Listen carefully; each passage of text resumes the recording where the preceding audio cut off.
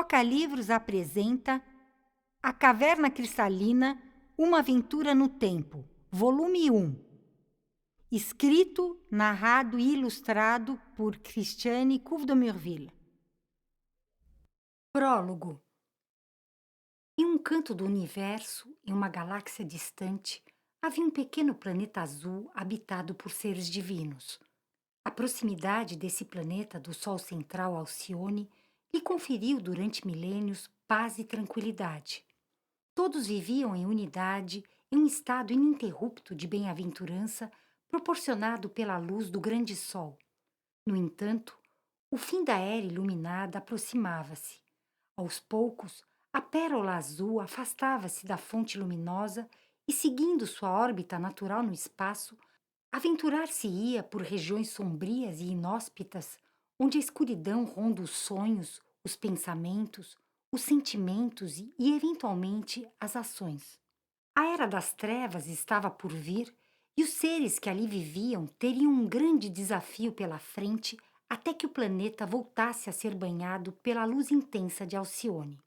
Enquanto isso, eles teriam que aprender a viver afastados da fonte, sem se esquecer de suas naturezas divinas. Teriam que se aventurar na escuridão sem cair nas armadilhas da dualidade. A harmonia da paisagem nesse planeta azul era deslumbrante. Podiam-se ver cidades brancas circulares, praias com areias claras muito finas brilhando ao sol e cachoeiras de águas cintilantes desaguando nos diferentes rios que corriam até o mar. A vegetação exuberante compunha o cenário com aves coloridas que, ao alçar voo, apresentavam um espetáculo de rara beleza. A rica diversidade de flores e de frutos exalava um perfume sublime que preenchia a atmosfera.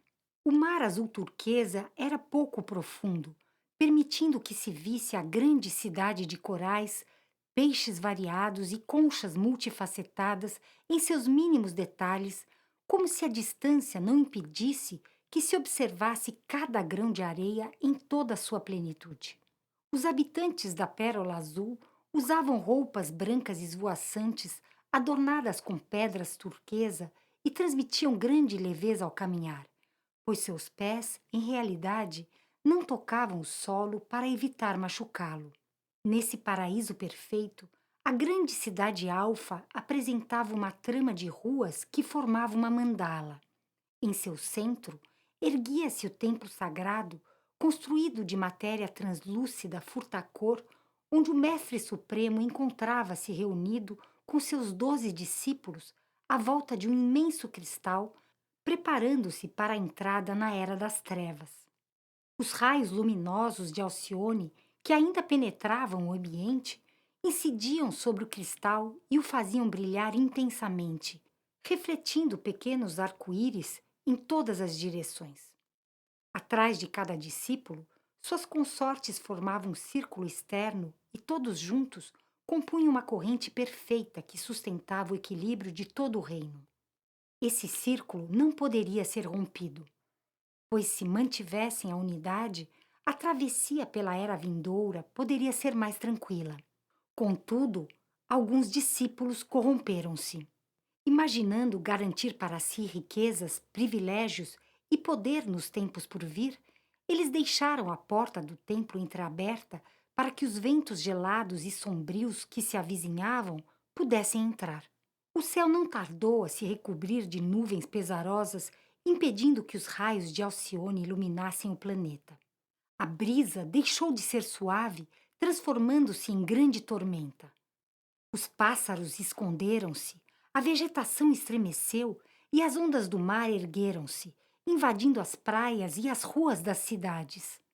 Uma revoada de seres escuros, esfumaçados e disformes, de aspecto grosseiro, com narizes e orelhas protuberantes, cabelos de serpentes venenosas, chifres e caudas de dragões, olhos arregalados e bocas com dentes afiados, circundou o templo sagrado e, encontrando a porta entreaberta, entrou no santuário onde o grupo se reunia.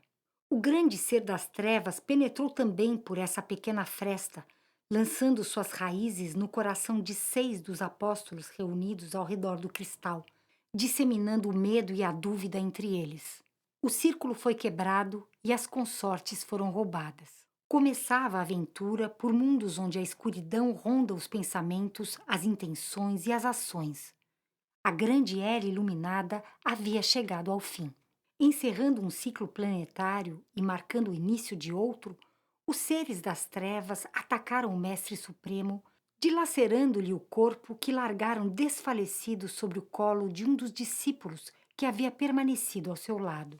Neste instante, um terremoto de proporções nunca antes registradas fez o continente tremer. O teto e as paredes translúcidas do templo ruíram, espatifando-se no piso de cristal leitoso e lançando estilhaços para todos os lados. Em apenas alguns minutos, o oceano revolto invadiu a encosta e engoliu a cidade sagrada que um dia fora o centro do reino superior manifesto, tragando para o fundo do mar o que antes havia sido um paraíso. Samuel acordou suando frio, confuso com a cena de destruição que acabava de testemunhar e sentindo ainda a dor da lembrança de seu mestre morrendo em seus braços. A visão do paraíso e de seu desaparecimento abrupto debaixo das águas do oceano havia sido tão impactante e viva que Samuel olhou ao redor para o quarto dele com estranheza. Por alguns instantes, o sonho que acabava de ter lhe pareceu mais real do que aquele cenário que estava acostumado a ver todas as manhãs ao acordar. Até o gato sentado ao pé da cama, que o fitava com aparente curiosidade, sugeria que tudo ao seu redor não passava de uma ilusão e que ele continuava sonhando. Samuel tinha a nítida impressão de que seu amigo bichano o convidava a mergulhar em um mundo mágico onde os sonhos diurnos e os noturnos se entrelaçavam. Samuel esfregou os olhos e focalizou melhor seu quarto, que aos poucos voltou a ser percebido como a realidade do presente. Levantando-se da cama, caminhou até o banheiro para sua toilette matinal. Porém, ao se olhar no espelho, levou um susto. Em vez de seu rosto, ele reconheceu no espelho a fisionomia daquele discípulo do sonho que acolhera nos braços o mestre na hora da morte. Espantado com a imagem à sua frente, Samuel lavou o rosto, jogou um pouco mais de água nos olhos e voltou a enxergar aquele seu reflexo habitual no espelho do banheiro de sua casa. Nossa, o que foi isso? Perguntou-se ele, respirando fundo e observando novamente sua fisionomia. O sonho e a visão o levaram a se lembrar das pesquisas que ele e seu grupo de estudos transdisciplinares vinham desenvolvendo.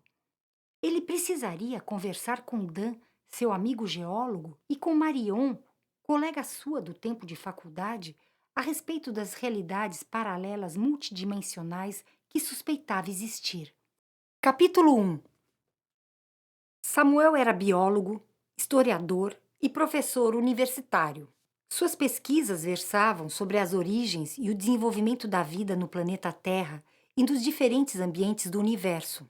Mapeando as formas de vida existentes, os tipos de bactérias e organismos animados que povoaram e povoam a Terra, desde tempos primordiais até os dias de hoje, Samuel conseguia identificar locais onde provavelmente certos tipos de entidades unicelulares e mesmo seres mais complexos como o homem teriam se manifestado pela primeira vez. O professor, biólogo e historiador mantinha-se atento ao que se passava além dos limites da estratosfera terrestre, reconhecendo em nossa galáxia e em diversos planetas do sistema solar condições favoráveis ao desabrochar da vida, conforme a conhecemos no planeta Terra, fazendo supor que não estamos sozinhos no universo. Sentia-se profundamente incomodado com o modo como a humanidade vinha tratando a natureza e o meio ambiente. Que desgosto ver sacolas plásticas e lixo de todo tipo infestando os oceanos, extensos vazamentos de petróleo, enxames de detritos flutuando no espaço ao redor da Terra, animais entrando em extinção, florestas devastadas, muitas fontes de água e rios poluídos. A humanidade corria o risco de perder parte da biodiversidade de seu planeta e pouca gente parecia se importar. Esse descaso generalizado levou Samuel a desenvolver projetos de valorização da vida que, em pouco tempo, se tornaram referência de cidadania e solidariedade na cidade, bem conhecidos e respeitados no meio acadêmico. Agrupando profissionais de várias áreas, como médicos, psicólogos, arquitetos, veterinários, geógrafos, químicos, entre muitos outros, os trabalhos coordenados por Samuel propunham ações práticas e efetivas de melhoria das condições de vida da população, favorecendo um olhar mais cuidadoso em relação aos outros e ao cenário urbano. Não raro, realizavam-se multirões contando com a participação do povo para pintar a fachada das casas, vacinar as crianças, limpar os córregos sujos, plantar árvores nas calçadas ou cuidar das flores das praças, revitalizando bairros e varrendo a sujeira que infestava as ruas. Os projetos do professor biólogo e historiador, além de proporcionar ambientes mais belos e saudáveis para os habitantes da cidade grande onde morava, promoviam o bem-estar de todos, oferecendo àqueles cujas mentes andavam abarrotadas de pensamentos indigestos a oportunidade de fazer parte de iniciativas coletivas direcionadas ao bem comum. Para Samuel, a sujeira na cidade, os cenários urbanos deteriorados e o descaso para com a natureza e o meio ambiente eram reflexo da ignorância do próprio ser humano, pois indicavam o desconhecimento de que tudo o que acontece em um canto isolado da galáxia e na intimidade de cada ser afeta todos os ambientes do universo e planos vibracionais que compõem a vida. Samuel estava convencido de que a vida que habita todos os seres não se restringia ao plano tridimensional, material e concreto. Havia todo um universo sutil que permeava e transcendia a dimensão do corpo físico, influenciando poderosamente a realidade vivida e que merecia ser mais bem investigado. Depois de uma ducha rápida, Samuel vestiu-se, deu comida para o gato, tomou o café da manhã e saiu apressado. A agenda do dia estava completa. Além de seus compromissos habituais na faculdade, das aulas e do acompanhamento dos trabalhos de pesquisa dos alunos, ele ainda tinha uma reunião marcada com Zarek, o reitor da universidade, no final da tarde. Samuel morava relativamente próximo à universidade onde trabalhava, mas não conseguia escapar do congestionamento habitual de São Paulo, que desde cedo dificultava o trânsito. Durante esse curto trajeto, ele observava pessoas caminhando apressadas nas calçadas ou paradas no ponto de ônibus, aguardando impacientes a condução que, com certeza, ainda demoraria a chegar. Pairava no ar um clima de tensão e de preocupação de cumprir todas as tarefas programadas para o dia. Enquanto se dirigia ao trabalho, identificando construções mal cuidadas e praças e jardins largados que mereciam ser revitalizados, Samuel tinha a impressão que aquela nuvem sombria, que em seu sonho rompera um dia a paz e a tranquilidade daquele mundo paradisíaco, estava agora parada, estagnada, em cima de sua cidade, recobrindo e impregnando tudo e todos. Já eram quase 8 horas da manhã e se tinha a impressão de que um temporal se anunciava. O dia estava atípico e até a natureza parecia saber disso. Os pássaros que costumavam cantar pela manhã permaneciam quietos e a pouca luminosidade no céu sugeria um cenário de final de tarde de inverno chuvoso. Entre as nuvens escurecidas, movendo-se rapidamente de forma desordenada no vento forte, Samuel conseguia identificar a fisionomia daqueles seres voadores que, em algum tempo muito remoto, adentraram o templo sagrado. No horizonte, ao longe, por detrás dos prédios, o sol, tentando lançar seus raios por entre as nuvens espessas que encobriam a cidade, deixava um rastro avermelhado no céu, tornando a paisagem ainda mais bizarra e desoladora. No rádio, o noticiário matutino comunicava a ocorrência de um terremoto no Cinturão de Fogo, mais especificamente nas Ilhas Fiji. A imagem da pérola azul sendo tragada para dentro da terra voltou à mente de Samuel, agora entrelaçada às informações divulgadas naquela manhã de mau tempo. Mais um terremoto, pensou Samuel, entristecido, lembrando-se dos abalos sísmicos recentes que haviam sacudido o Haiti, o Chile, a Nova Zelândia, o Japão, arrasando cidades, deixando tanta gente desabrigada. Ele sabia que nada disso era por acaso e que algo ainda mais grandioso talvez estivesse por acontecer. O tempo urgia e ele tinha que cumprir o seu trabalho. Não havia tempo a perder. Samuel dirigiu-se ao estacionamento ao lado da universidade e, ao embicar o carro no pátio, já quase lotado, reconheceu o Zé, que veio correndo animado em sua direção. O Zé era um moço jovem, sem muito estudo, que cuidava do estacionamento, manobrando os carros, cobrando os clientes e, eventualmente, fazendo um bico a mais, oferecendo um serviço de lava rápido. Todos os dias, o Zé acordava de madrugada, pois morava longe, na periferia da cidade. Pegava aquela condução lotada, levando horas para chegar ao trabalho e retornando para casa somente tarde da noite. Aos finais de semana, o que gostava mesmo de fazer era jogar bola com os amigos e ir à igreja.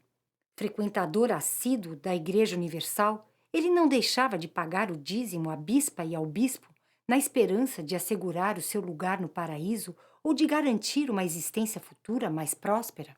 Mas nesta manhã, ele também estava diferente. Por algum motivo que Samuel ainda desconhecia, o rapaz estava especialmente feliz. Ô Samuel, você acredita em sonho? A pergunta tocou fundo em Samuel, que ainda carregava a lembrança viva de sua experiência onírica da manhã. Acredito sim. Por quê? Sonhei que você tinha ficado rico, muito rico, tão rico que até ia comprar um carro novo. É mesmo? É. E este teu carro aqui, assim que entrar aquela grana boa para você, você vai dar ele para mim. Você acredita em sonho, né? No meu sonho, o JC dizia que você ia dar o carro para mim. Eu acredito no homem. Se ele falou, tá falado. Acontece mesmo. Puxa, que bom! Então, estaciona aí o teu carro, disse Samuel, saindo do carro e oferecendo-lhe o assento. Feliz da vida, Zé entrou no carro, fechou os vidros e a porta com cuidado redobrado e foi estacioná-lo em local protegido da chuva e dos ventos que ameaçavam castigar o estacionamento aquela manhã. Samuel não tinha planos de trocar de veículo, mas considerava oportuno entrar uma boa grana, lembrando-se da verba que havia solicitado aos órgãos públicos de fomento a pesquisas para os projetos científicos que vinha desenvolvendo e para intensificar os mutirões nos bairros mais deteriorados da cidade. Capítulo 2. Enquanto se dirigia ao prédio onde costumava dar aulas, Samuel observou os estudantes que se agrupavam em torno da cafeteria do campus universitário, comendo um lanche, jogando conversa fora e aguardando para entrar em sala de aula. Àquela hora da manhã, alguns já tomavam uma cervejinha ou curtiam um baseado em meio a gargalhadas, risos forçados e falas afoitas. No lusco-fusco daquele dia nublado, Samuel teve a impressão de ver como que filetes de fumaça escura, desprendendo-se de alguns jovens e se enroscando ao redor de suas cabeças, braços e pernas, turvando-lhes o olhar. O professor de História e Biologia sentiu um calafrio correndo-lhe a espinha. Focalizando melhor a turma reunida na cafeteria, reconheceu na fumaça emaranhada aos jovens aqueles mesmos seres sombrios, disformes, de aspecto grosseiro, que um dia romperam a tranquilidade do paraíso de seu sonho e que ele havia acabado de identificar nas nuvens agitadas do céu. Samuel deu-se conta de que muitos dos jovens ali agrupados tinham como que um duplo, ou quem sabe, um visitante acompanhando-os. Aparentemente, os seres sombrios de seu sonho haviam encontrado acolhida e fincado raízes dentro das pessoas, de modo que, ao longo dos tempos, as influências ou entidades consideradas negativas haviam deixado de se configurar como seres inimigos ou energias contrárias ocupando locais afastados em outros continentes ou países distantes. Elas tampouco se manifestavam mais como adversários que habitavam cidades vizinhas ou que moravam na casa ao lado e que, de tempos em tempos, apareciam para importunar, instigar ou causar mal-estar. O campo de batalha entre energias e forças antagônicas passara a ser, de forma mais ou menos evidente, o interior de cada um. O inimigo vivia agora emaranhado à intimidade de cada homem e mulher, disseminando medos, dúvidas e conflitos capazes de instigar ações inconscientes. Estamos mesmo vivendo o ápice da Era das Trevas, pensou Samuel, rememorando seu sonho da manhã e chegando à conclusão de que, nos tempos atuais, deixar entreaberta a porta do templo sagrado significava deixar frequências desarmônicas penetrarem o templo pessoal, permitindo a entrada de entidades visitantes capazes de se apoderar sem cerimônia da vitalidade dos mais descuidados e desavisados. Samuel observava, entristecido, o ambiente à sua volta, dando-se conta de que ninguém parecia perceber o que acontecia na cafeteria. Havia toda uma realidade desdobrando-se à frente de todos e raríssimas vezes um ou outro conseguia enxergá-la ou mesmo senti-la. Em meio aos olhares sem brilho dos jovens que matavam tempo ali, cujos templos sagrados pareciam ter perdido a vitalidade, uma jovem chamou a atenção de Samuel. Seus olhos ainda transmitiam alguma luz e pareciam lhe pedir ajuda. Havia ainda alguma esperança, pensou Samuel, sentindo vontade de ir até a moça e puxá-la pelo braço. No entanto, ele tinha a impressão de estar sendo escoltado por seres luminosos que o orientavam a não olhar para os lados e seguir em frente, como se não houvesse nada a fazer para aliviar o mal-estar da jovem envolta em fumaça. Mas Samuel não poderia deixá-la assim. Esse tipo de sentimento em relação à moça e sua sensibilidade a dimensões sutis manifestando-se concomitantemente à realidade concreta comumente percebida haviam levado Samuel a se tornar um professor engajado em oferecer a seus alunos uma visão mais ampla e esclarecida a respeito da existência humana. Ele, então, acompanhava de perto o dia a dia dos jovens universitários e conhecia profundamente o que se passava na intimidade de cada um. Frequentemente, era visto nos jardins da universidade, rodeado por moças e rapazes, conversando sobre a vida. Desde que assistira ao filme Irmão Sol, Irmã Lua, de Franco Zeffirelli, sobre a vida de São Francisco de Assis, a clarividência de Samuel se abrira. Seguindo a indicação de um colega de escola, ele dirigira-se a um cinema no centro da cidade, onde o filme estava sendo exibido. Chegou atrasado para a sessão, sentou-se na última fileira de poltronas e, ao ver a cena de Francisco em cima do telhado, seguindo uma cotovia, foi tomado por uma sensação muito estranha. Todo o seu corpo começou a tremer. Lágrimas escorreram-lhe pelos cantos dos olhos e um torpor que ele não conseguia compreender o invadiu. Samuel sentia-se profundamente tocado, como se tivesse entrado em sintonia com a realidade do filme. Em seu íntimo, entendeu que uma porta havia acabado de se abrir, que um novo caminho delineava-se à frente dele e que não havia mais retorno. Samuel voltou a ver o mesmo filme no dia seguinte, decidido a entender o que havia acontecido com ele na véspera. Precavido, desta vez, levou um lanche e um pacote de lenços de papel. Assistiu ao filme desde o início, atento a todos os detalhes, pois sabia que alguma mensagem importante estava chegando a ele. No final da sessão, teve dificuldade em se levantar, sentia-se como se estivesse embriagado e a visão parecia-lhe alterada. Samuel saiu do cinema e seguiu caminhando pelas ruas da cidade sem rumo definido. Se alguém eventualmente lhe perguntasse seu nome, é provável que ele não soubesse responder. Samuel enxergava luzes circundando as pessoas, os animais, a formiga que andava na calçada e até mesmo os objetos. Uma fumaça cintilante e luminosa envolvia tudo e todos. Ele nunca havia visto algo assim antes. Por onde passavam, as pessoas deixavam pegadas de luz. Marcas semelhantes a um plasma luminoso azul turquesa ou então mais escuras e avermelhadas. Sentado na calçada, Samuel admirava esse mundo fantástico de luzes coloridas que se desdobrava à sua frente. Ele não sentia mais o corpo, tudo havia se transformado em percepção visual apenas. Até o barulho da cidade grande havia se reduzido a um leve zumbido uníssono, ecoando ao longe. Não havia pensamentos, ele apenas sentia e observava o momento. De repente, um pouco mais acima na rua, uma luz intensa e brilhante chamou-lhe a atenção. Em meio à luminosidade que parecia aumentar conforme se aproximava, Samuel conseguiu identificar a figura de um carroceiro virando a esquina, acompanhado de um vira-lata igualmente luminoso.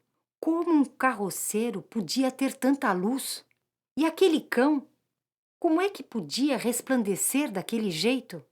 Reparando na fisionomia surpresa de Samuel, o homem aproximou-se e lhe perguntou gentilmente, olhos nos olhos: Está tudo bem com você? Inquiriu o carroceiro, pegando no fundo do bolso de seu casaco surrado um monte de notas amarrotadas de dinheiro e as estendendo a Samuel. Samuel entendeu que aquele homem lhe oferecia tudo o que possuía. Samuel sentiu vergonha. Como podia esse homem, com as mãos calejadas de tanto puxar a carroça e vivendo sem qualquer conforto, oferecer a um estranho todo o fruto de seu árduo trabalho? Samuel agradeceu, fazendo sinal para que ficasse com dinheiro. O carroceiro e seu companheiro peludo, absolutamente feliz em cima da carroça e satisfeito em acompanhar esse homem iluminado pelas ruas de São Paulo, afastaram-se então, deixando atrás de si um rastro luminoso. No ônibus, voltando para casa, Samuel pensava no carroceiro e em Francisco. A vida ganhara um novo colorido. Ela não se restringia ao corpo e às aparências, compreendeu ele. Ao chegar em casa, olhou com ternura para seu cãozinho Tote e notou que este lhe sorria, que havia de fato uma comunicação entre os dois. Tote estendeu-lhe a pata e Samuel compreendeu o pedido.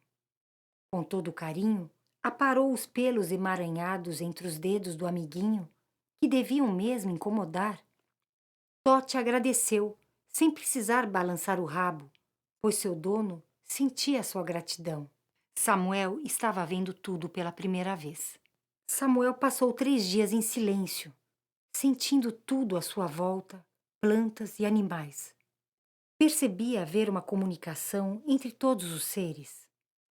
Ao tocar o tronco de uma árvore, podia perceber a vida fluindo no interior dela, compreender-lhe a história, desde o nascimento dela até o momento da morte, ainda por vir. De algum modo, a árvore também sabia de tudo isso.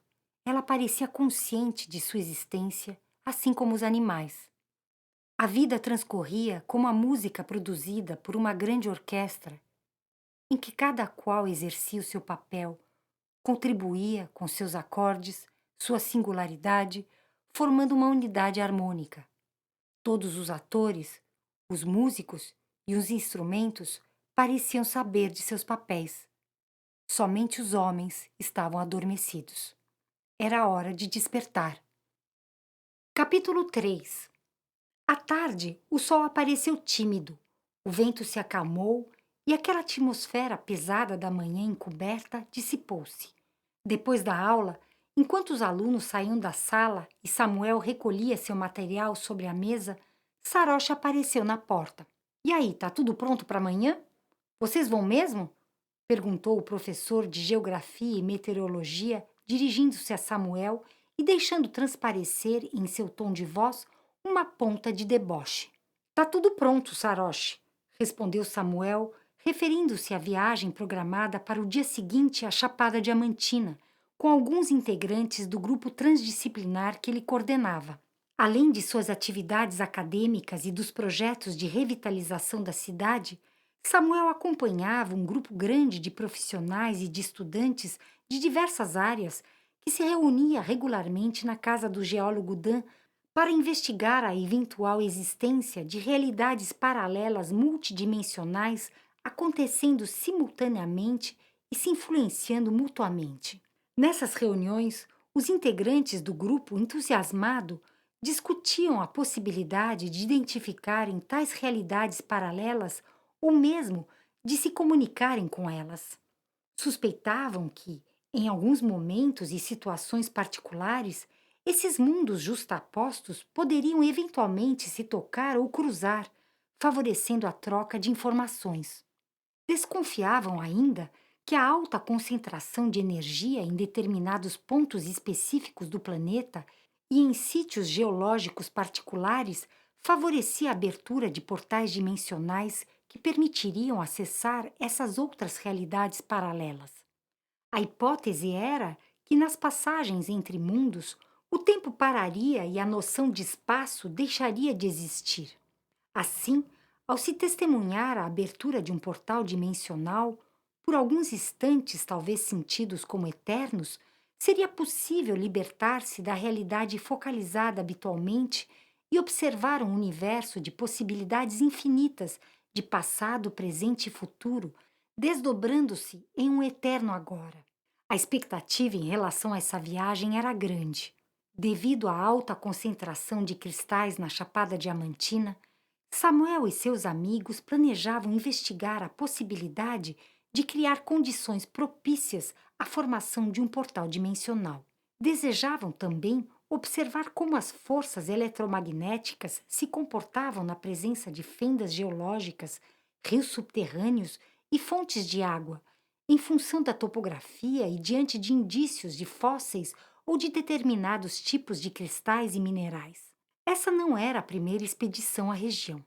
Da última vez que o grupo estivera por lá, Sarosh ainda participava das reuniões na casa de Dan.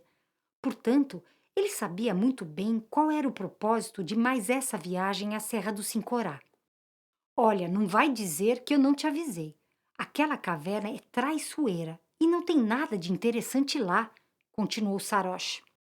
Agradeço sua preocupação, Sarosh, mas, de qualquer forma, vai ser um belo passeio.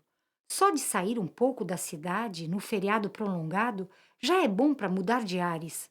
Parece até que você se esqueceu da última vez, continuou Sarosh insistente.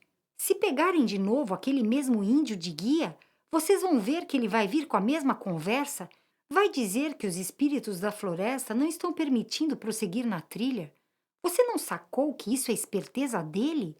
Ele fala que não dá para continuar, volta para trás no meio do caminho e ainda fica com a grana que a gente deu para ele? Vamos ver como será dessa vez.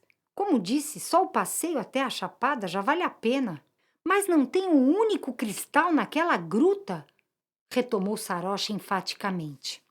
Olha, Sarosh, sinto muito não poder conversar com você agora, disse Samuel, preferindo encerrar a conversa com Sarosh, que desde que deixara de participar do grupo transdisciplinar, sempre encontrava argumentos para desqualificar e criticar os trabalhos encabeçados pelo colega docente, biólogo e historiador.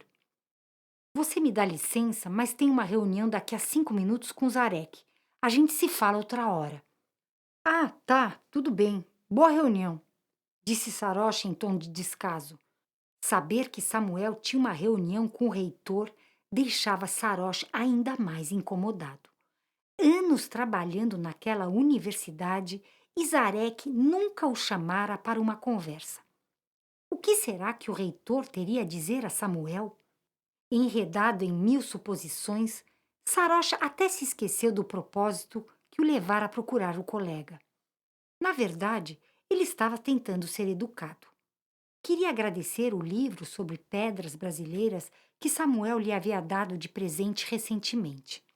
O livro era mesmo muito bonito e especial, mas ele não entendia muito bem o porquê do presente.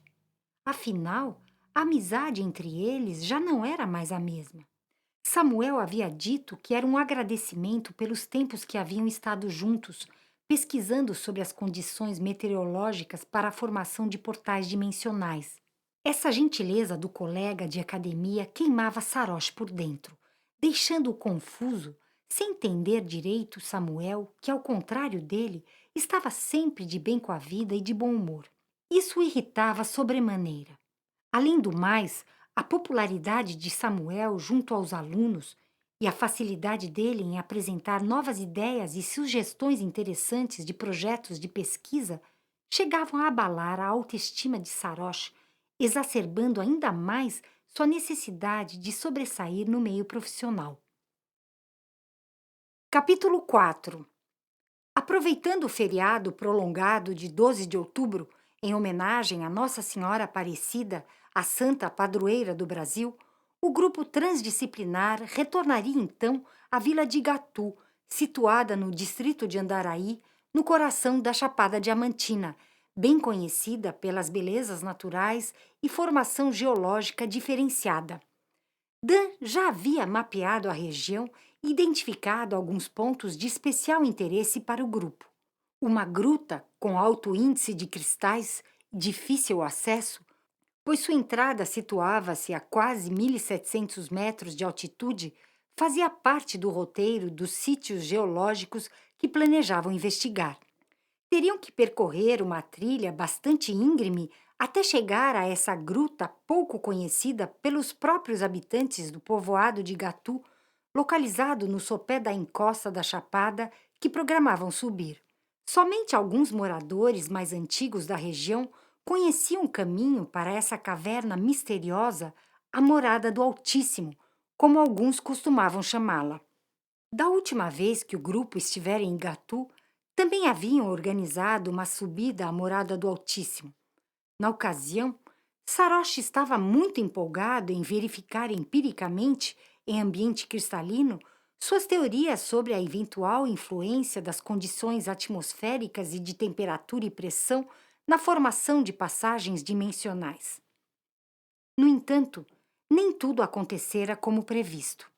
Além de desentendimentos no grupo sobre o local de hospedagem e os pontos mais importantes a visitar durante os poucos dias em que estariam na Chapada, a trilha para a Morada do Altíssimo revelou-se especialmente caótica, atribulada e desafiadora.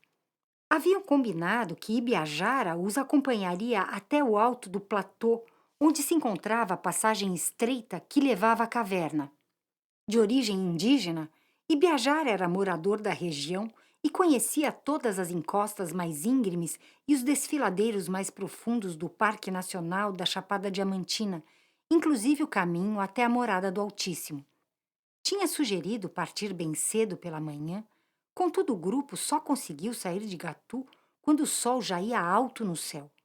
Alguns haviam demorado um pouco mais para se arrumar e para outros o despertador tinha se esquecido de tocar. Quanto a Lúcia, esposa de Dan, que sempre o acompanhava nas viagens de estudos, ficara retida na pousada por um desarranjo intestinal repentino justamente neste dia tão importante. Depois de longa caminhada por uma picada estreita e acidentada, quando muitos do grupo mostravam sinais de cansaço e torciam para que a entrada da gruta já estivesse bem próxima, Ibiajara, que ia à frente, parou.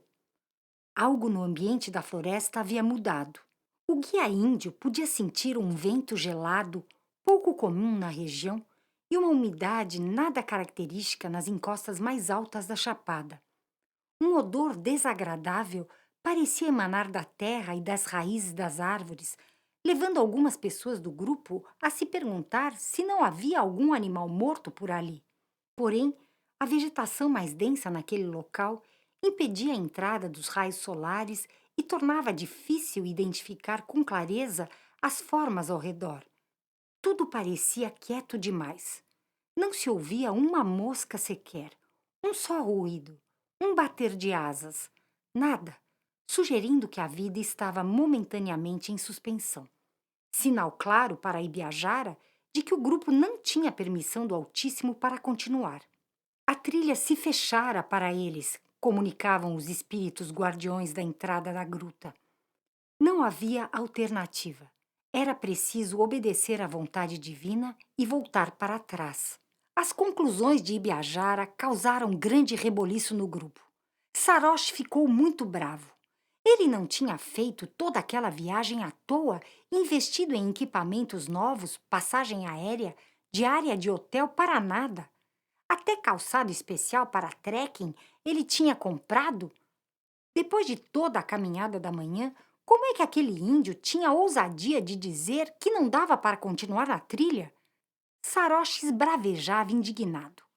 Ele não via nada de incomum no cenário pelo qual estavam passando. Considerava normal encontrar algum bicho morto no mato e argumentava que, em um país tropical, tudo é mesmo muito úmido e a vegetação é abundante.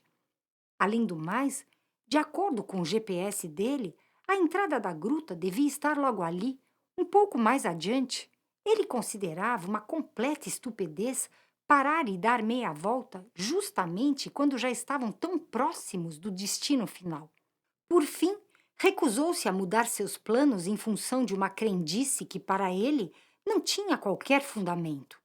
Sem se abalar com o humor alterado do professor, Ibiajara deu meia volta e pôs-se a caminhar de volta para Igatu pela mesma trilha. Quase todo o grupo desceu atrás dele. Apenas Saroche e Heitor, orientando de iniciação científica que acompanhava Saroche nas pesquisas meteorológicas, resolveram continuar a trilha chapada acima.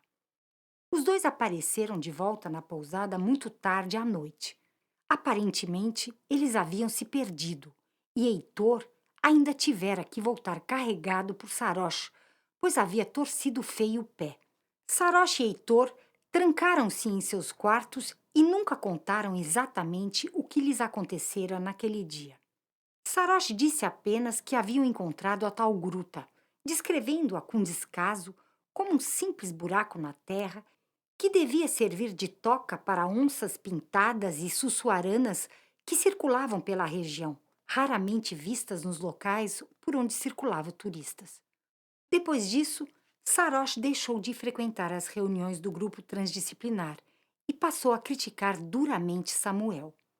Ele não perdia a oportunidade de falar mal do colega, argumentando que o professor de História e Biologia havia perdido o rigor científico, acusando-o de acreditar em espíritos da floresta e de ter se deixado impressionar por misticismos e crenças infundadas.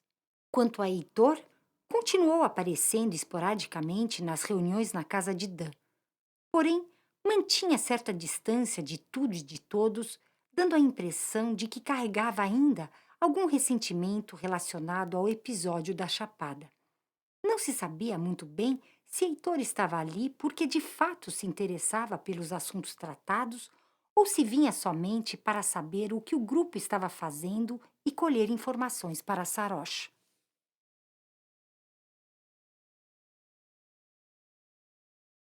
Capítulo 5. Entrando na sala de Zarek, Samuel reparou sobre a mesa do reitor o último fascículo da revista de divulgação científica da universidade, aberto justo na página em que aparecia seu artigo sobre portais dimensionais. Era um estudo sobre a possibilidade de se criarem condições favoráveis à comunicação entre mundos paralelos e havia causado alvoroço no meio acadêmico. Alguns docentes reconheciam um novo campo de pesquisas e a necessidade de mais estudos a esse respeito. No entanto, a maioria dos professores olhava com ceticismo para as ideias de Samuel. Depois de uma conversa inicial sobre trivialidades, o tempo, a família, etc., Zarek finalmente entrou no assunto que o havia levado a chamar Samuel para uma reunião. Ele queria comunicar sua preocupação e descontentamento com a repercussão do artigo e adverti-lo. Se continuasse insistindo nesse tipo de publicação, poderia comprometer a boa reputação da universidade como centro de excelência em matéria de estudos e pesquisas. No fundo, para Zarek, Samuel poderia pesquisar o que bem entendesse. O reitor até apreciava bastante o que Samuel escrevia e procurava manter-se informado sobre o que aquele professor de biologia e história meio excêntrico fazia. Assim, logo que recebera o último fascículo da revista, Zarek lera avidamente o tal artigo para satisfazer sua curiosidade e ficar a par das pesquisas de Samuel. O que de fato preocupava Zarek era sua reputação pessoal e seu cargo de reitor na universidade. Ele não poderia arriscar sua imagem no meio acadêmico e principalmente seu emprego. Acabara de comprar um apartamento novo e tinha ainda muitas prestações a pagar pela frente. Além do mais, os gastos em casa tinham aumentado muito com o nascimento de mais uma filha. Perder o prestígio nesse momento de sua vida não estava em seus planos. Zarek reconhecia o valor de Samuel como professor e pesquisador. Sabia que ele era muito querido dos alunos. Contudo, na posição de reitor da universidade, não podia mostrar-se excessivamente condescendente com as publicações de Samuel. Se ficasse quieto, certamente sofreria críticas do próprio corpo docente. Zarek entrou então em divagações filosóficas, argumentando que a atividade científica, para ser rigorosa e devidamente reconhecida, devia buscar explicações e sentidos para os fenômenos estudados no que pode ser experimentado de fato, como real e concreto. Segundo ele, tudo, mesmo a experiência subjetiva, os pensamentos, os sentimentos e as emoções, deveria ser tratado única e exclusivamente como decorrência direta ou indireta da materialidade em que vivemos, sem se recorrer a conceitos de forças, energias ou tendências outras que não tivessem raízes no mundo material conforme o experimentamos. Samuel prestava atenção ao que Zarek lhe dizia e concordava com a importância de se manter o rigor científico nos trabalhos de pesquisa. No entanto, sabia que existia algo mais, além do físico e concreto, do que os cinco sentidos habituais conseguiam capturar e do que a ciência podia detectar a partir de equipamentos sofisticados. Lembrando-se do cenário que havia visto na cafeteria da universidade pela manhã e de sua visão do carroceiro iluminado, Samuel não poderia deixar de considerar conceitos como energia vital, alma, espírito ou ainda zica, encosto, fantasma e mesmo anjos, que, na opinião dele, deveriam ser mais bem compreendidos. Mas naquele momento, Samuel entendeu que não cabia entrar em uma discussão sobre tais assuntos com Zarek, pois sabia muito bem o que se passava no coração dele. Percebia que, no fundo, o reitor interessava-se pelas pesquisas do grupo transdisciplinar e que toda aquela discussão nada mais era do que uma fachada, criada pelo próprio Zarek para lidar com inseguranças e medos pessoais relacionados a perder eventualmente a condição confortável alcançada na vida. Enquanto ouvia aquele discurso todo, Samuel notava que, embora procurando manter a calma e a boa educação, o reitor estava profundamente incomodado e irritado. A fisionomia dele transfigurava-se conforme se envolvia em argumentações mais acaloradas.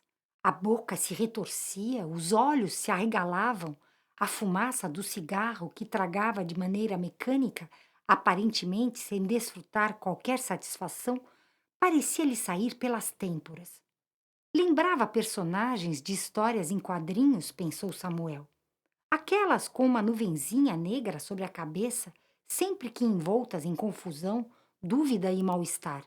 Quanto mais alterado e desequilibrado emocionalmente se mostrava Zarek, mais ele parecia abrir seu templo pessoal à manifestação daqueles seres do medo e da dúvida ao seu redor e em seu coração. No final da reunião, o reitor ainda abordou o assunto da estudante de direito que havia sido estuprada por vários rapazes na última rave organizada pelos alunos do centro acadêmico. Alastrando-se como um rastilho de pólvora pelos corredores da universidade, tal notícia estrondosa havia chegado ao conhecimento da imprensa, que aproveitara para criticar duramente a instituição, acusando-a de fazer vista grossa ao que vinha se repetindo todos os anos nessas festas universitárias. Não era de se espantar que Zarek estivesse tão aflito e nervoso naquele final de tarde. Ele teria que encontrar algum modo de amenizar a repercussão de tal acontecimento desagradável que sentia ameaçar seu prestígio acadêmico. A conversa estendeu-se mais do que o previsto, de modo que Samuel acabou saindo atrasado para a casa de Dan, onde o grupo que viajaria no dia seguinte se reunia para acertar os últimos detalhes da nova expedição à Chapada Diamantina. Capítulo 6. Situada em um bairro nobre da cidade de São Paulo, a casa de Dan e Lúcia prestava-se muito bem aos encontros do grupo transdisciplinar. Espaçosa, com uma ampla sala de visitas que dava para um terraço com vista sobre o jardim, conseguia acomodar todo mundo confortavelmente. Construída em local elevado, no alto de uma colina, a casa revelava sua inspiração maçônica. A porta de entrada, as janelas das salas e os terraços no andar de cima eram voltados para o norte, garantindo que os raios de sol aquecessem e iluminassem todos os ambientes durante grande parte do dia. Do centro da casa, seu coração, uma lareira irradiava calor e aconchego às demais dependências. O piso no hall de entrada, de granilite preto e branco, compunha como que um tablado de jogo de xadrez, sugerindo a convivência do claro e do escuro, do positivo e do negativo, do bem e do mal, próprios do mundo da dualidade. Toda a casa era adornada por sancas bem trabalhadas, grades com motivos florais em algumas portas, detalhes que raramente se vêem nos dias de hoje nas casas modernas. Subindo a escada para os aposentos do casal e os quartos dos filhos, Benjamin e Rafaela, no andar superior, um vitral colorido apresentava a imagem de um pássaro que parecia zelar pela casa, preservando o ambiente sempre leve e acolhedor. O jardim também era especial e sempre muito bem cuidado pelo Sr. Pedro, jardineiro dedicado, que havia tempos trabalhava para a família, mantendo os canteiros sempre afofados, limpos e sem ervas daninhas, a grama e as eras aparadas, as plantas bem podadas para que pudessem desabrochar com todo vigor. Entre diversas flores e árvores frutíferas, uma mangueira e uma jabuticabeira compunham o paisagismo, convidando os pássaros a aproveitar esse cantinho do paraíso no meio da metrópole cinzenta. Muitas aves, desde cedo, enchiam o ambiente de alegria com seus cantos característicos. Eloá, cozinheira experiente de forno e fogão, sempre arranjava um tempinho para cuidar dos passarinhos. Regularmente, ela abastecia de frutas, grãos e água fresca um comedouro que Lúcia havia montado no jardim. Beija-flores, bentivis, maritacas e rolinhas apareciam todas as manhãs para dizer bom dia a Eloá, que carinhosamente nunca se esquecia de seus amiguinhos. A primavera florida e o cedro do Líbano junto ao portão davam as boas-vindas àqueles que chegavam.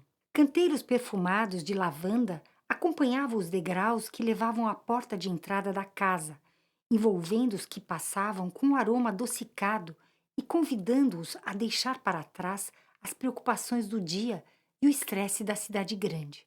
Bem cuidada e finamente decorada, a casa refletia o bom gosto e o profundo interesse de seus anfitriões pela arte. Logo na entrada, via-se uma estátua de um Buda Jizu de madeira talhada que Lúcia e Dan haviam adquirido em sua última viagem a Kyoto. Eles sempre traziam alguma lembrança dos lugares que visitavam, conferindo um toque cultural à decoração dos diversos ambientes da casa.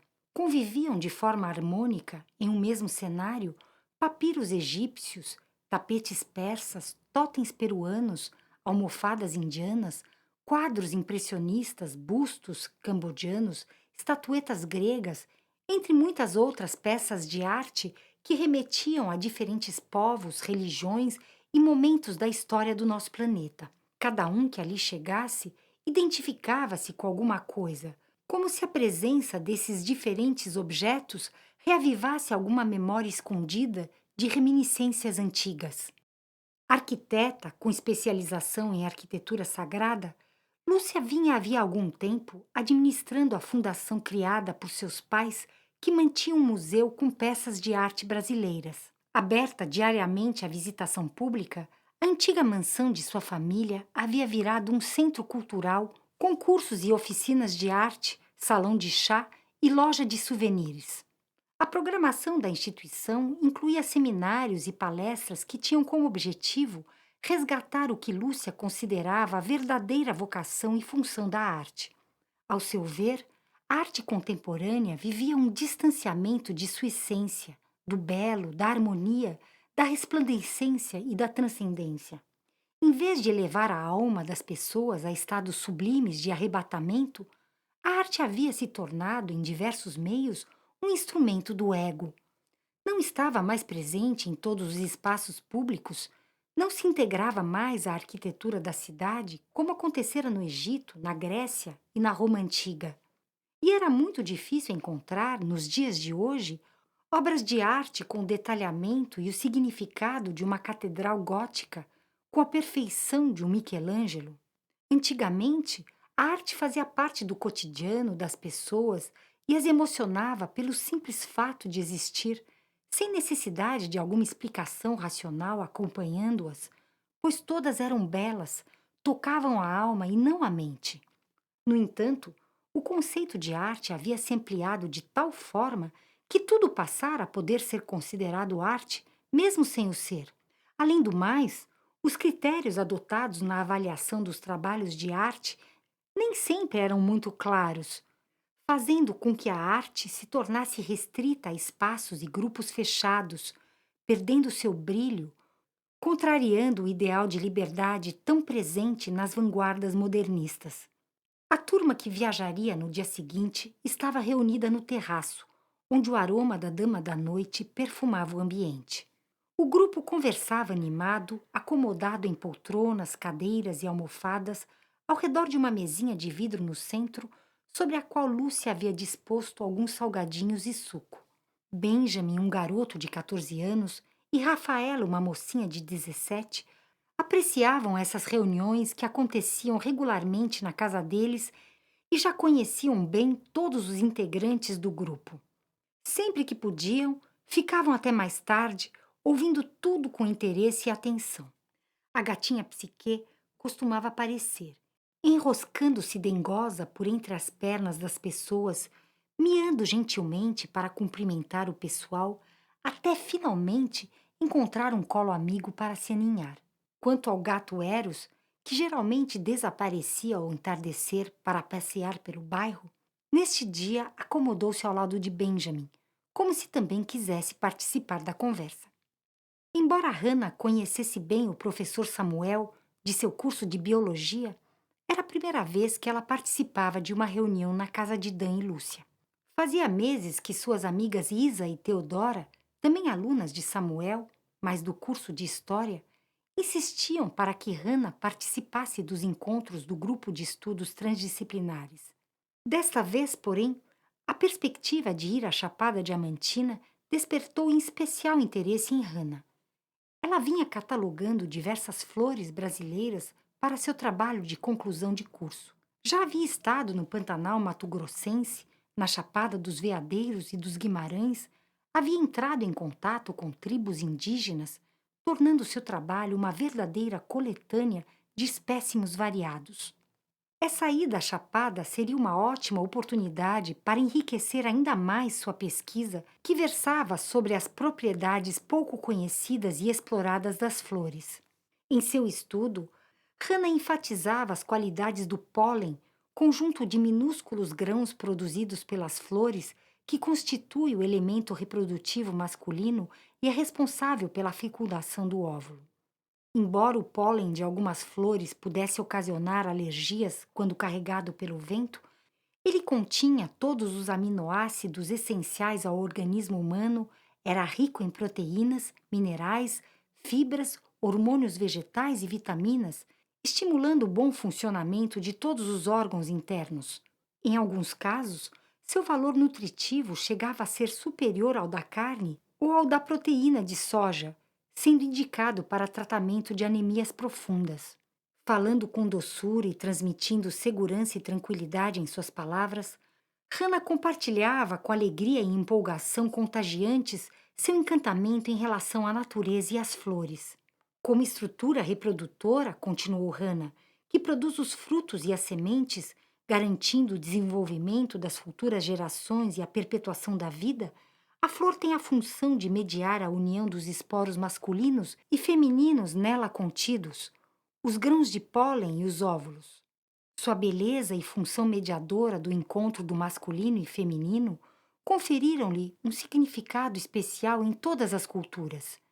Encontramos as flores em colares de boas-vindas, em guirlandas, coroas e arranjos de diferentes tipos, como sinal de amor, gratidão, admiração, reverência, como forma de expressar e compartilhar sentimentos. Oferecidas à mulher amada, aos amigos, nos altares, aqueles que admiramos ou queremos prestigiar, encontramos as flores tanto em momentos de festa e nascimento, como nos funerais e nas despedidas, celebrando a vida, a beleza, a perfeição da natureza e o encontro.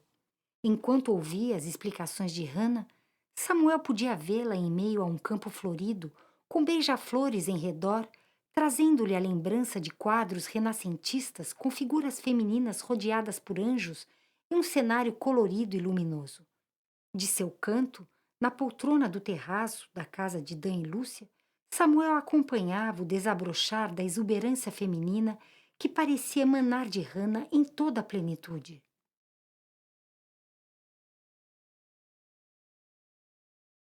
Capítulo 7. Os integrantes do grupo transdisciplinar que acabavam de chegar à pequena vila de Igatu, no município de Andaraí, na Chapada Diamantina, estavam bem diferentes desta vez. Não houve confusão na hora de decidir em qual pousada ficar ou quais lugares visitar. Eles esticariam um pouco o feriado de 12 de outubro e retornariam a São Paulo somente no final de semana seguinte. Assim, poderiam aproveitar alguns dias a mais para explorar a região e teriam tempo suficiente para realizar os experimentos programados. Em função de compromissos já agendados, que não poderiam ser deixados de lado ou transferidos para outras datas, nem todos que costumavam participar das reuniões na casa de Dan e Lúcia puderam acompanhar Samuel em mais essa viagem de estudos. Mas Tobias e Eli não perderam a oportunidade de retornar à Chapada Diamantina e já estavam em Igatu quando seus amigos chegaram de São Paulo. Eli, que trabalhava como engenheiro químico em uma multinacional do ramo de alimentos, havia aproveitado para tirar férias e se dedicar ao seu passatempo predileto, a fotografia.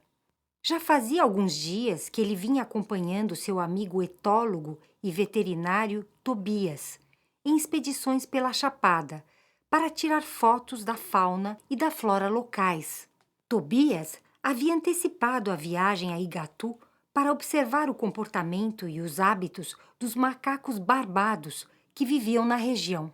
Também conhecidos como guariba ou bugio, esses macacos eram famosos pelo uivo assustador que emitiam em função de um pequeno osso situado entre a laringe e a base da língua, que amplificava a potência do som produzido, funcionando como uma caixa de ressonância. Ao amanhecer, Eli e Tobias identificavam os rugidos crescentes, cada vez mais fortes, dos bandos de bugios, cada um comunicando sua localização aos seus semelhantes. Esse uivo característico, semelhante a um ronco forte, frequentemente associado a lendas a respeito de entes fantásticos vivendo na mata, também podia ser ouvido quando esses macacos sentiam-se ameaçados ou quando algum animal ou ser humano invadiu o território deles. Depois de dias observando os barbados, Tobias estava convencido de que o homem tinha muito a aprender com eles. Por trás da barba espessa, da pelagem escura em tons negro, ruivo ou castanho, da estatura de quase 75 centímetros e do rugido assustador, Tobias tinha encontrado macacos gentis e dóceis, incapazes de fazer mal a qualquer outro ser, alimentando-se apenas de folhas, flores, frutos, caules e trepadeiras. Caçados durante anos por índios que comiam sua carne, os barbados haviam aprendido a se esconder por horas no alto de uma árvore sem serem vistos. No entanto, quando alvejados, soltavam gritos arrepiantes, arrancavam a flecha e a quebravam exibindo gestos assustadoramente parecidos com os de um ser humano. Ao conviver com esses animais absolutamente pacíficos, Tobias não poderia mais concordar com as ideias de Darwin, que enfatizam a natureza competitiva de todos os seres.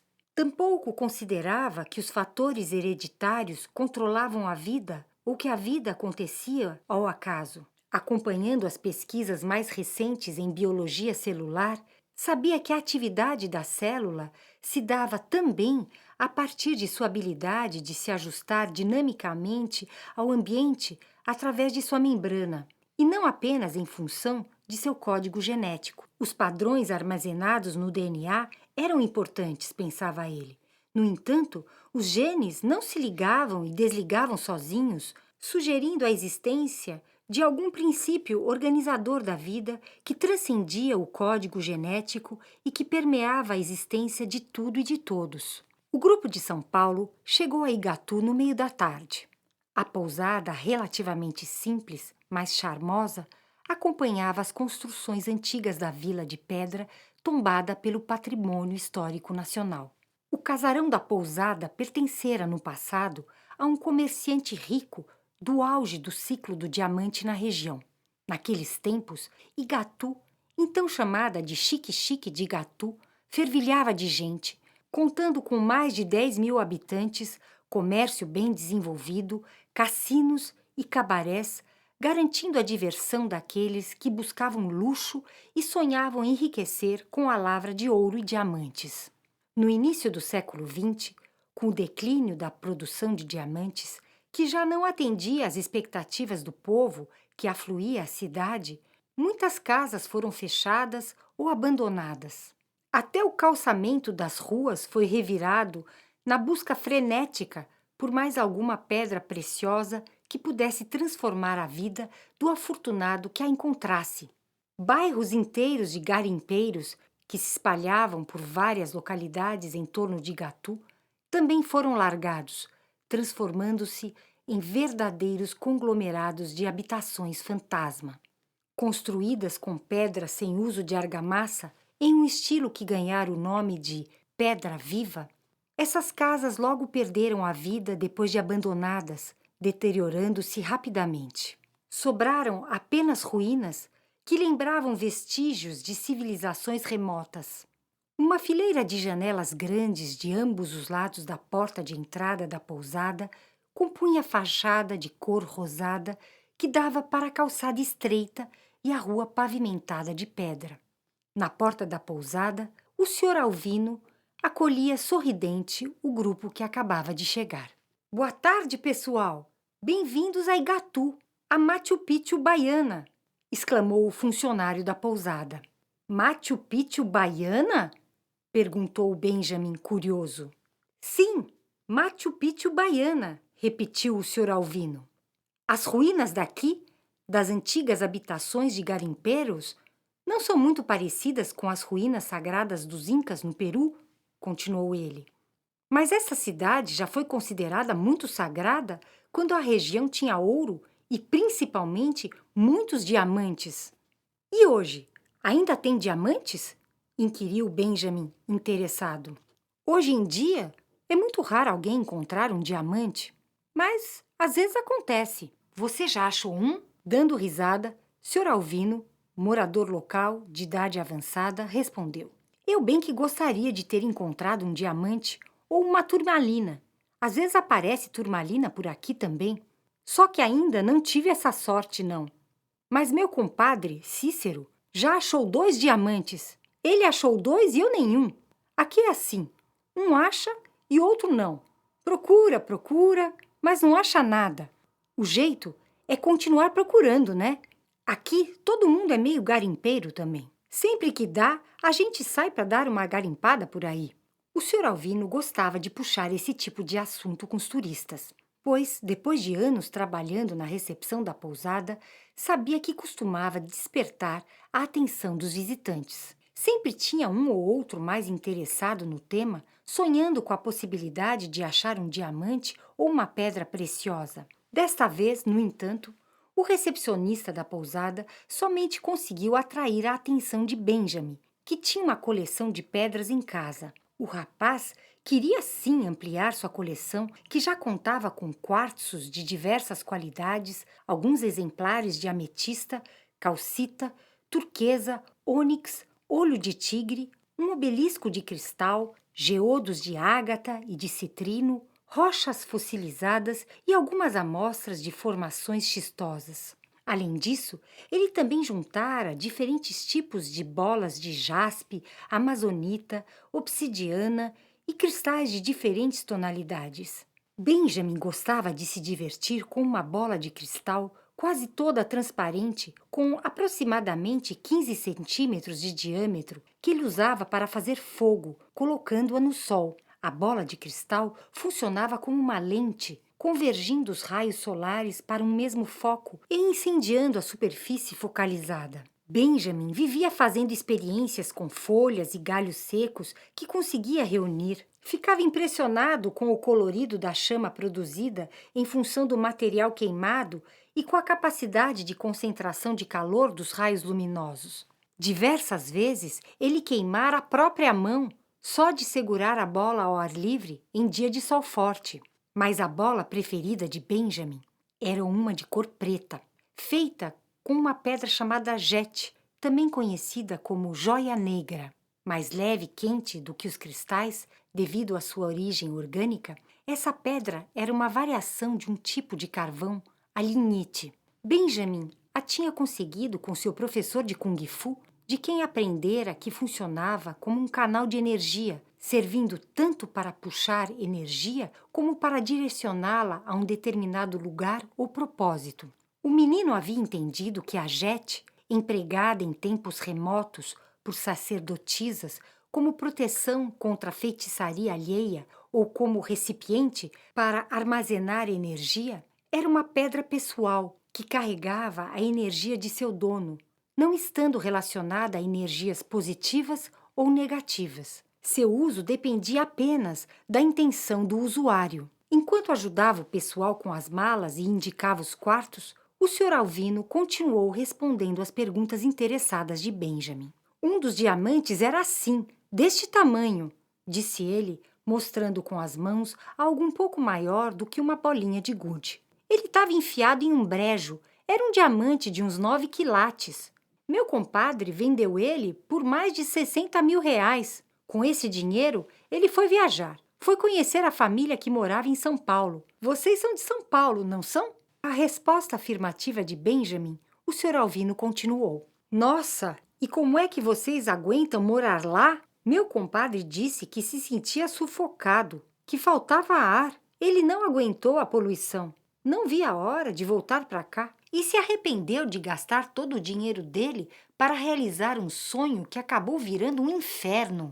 O casario histórico havia sido completamente reformado, compondo de forma harmoniosa o estilo barroco dos séculos anteriores com ambientes modernos, bem iluminados e ventilados. Depois do hall de entrada, com piso de ladrilhos coloridos, uma ampla sala de estar mesclava móveis rústicos com uma decoração contemporânea. Objetos mais antigos, como um oratório barroco e alguns utensílios empregados no passado nas lavras locais, conviviam com a televisão de plasma gigante, um armário com uma variedade enorme de DVDs, equipamento de som, almofadas multicoloridas e janelas grandes envidraçadas que permitiam o acesso ao terraço e ao jardim atrás da pousada. Não muito longe dali, uma salinha menor sugeria um ambiente mais tranquilo, com poltronas confortáveis, boa iluminação de abajures e diversas estantes de livros que convidavam os hóspedes a se entreter por ali alguns bons minutos. Dan ficou surpreso com a pequena, mas bem montada biblioteca da pousada e com a variedade de livros interessantes disponíveis para a consulta. Chamaram-lhe especialmente a atenção uns manuscritos antigos que ele supôs ser do tempo da colonização. Alguns, eventualmente, talvez até fossem ainda mais antigos, do tempo dos navegadores portugueses, apresentando mapas sobre o que acreditavam ser a conformação da Terra e dos continentes no passado. Os quartos, bastante amplos e caprichosamente decorados, com cortinas rendadas e detalhes de bordados nas roupas de cama e nas toalhas, acolhiam os hóspedes, felizes de encontrar um local bem limpo e arrumado. Podia-se perceber o cuidado dos proprietários em oferecer conforto e bem-estar aos seus clientes. Além do cenário acolhedor, a cama confortável... Esperamos que você tenha gostado desta prévia. Para continuar ouvindo este audiolivro no Google Play Livros, use o link na descrição do vídeo.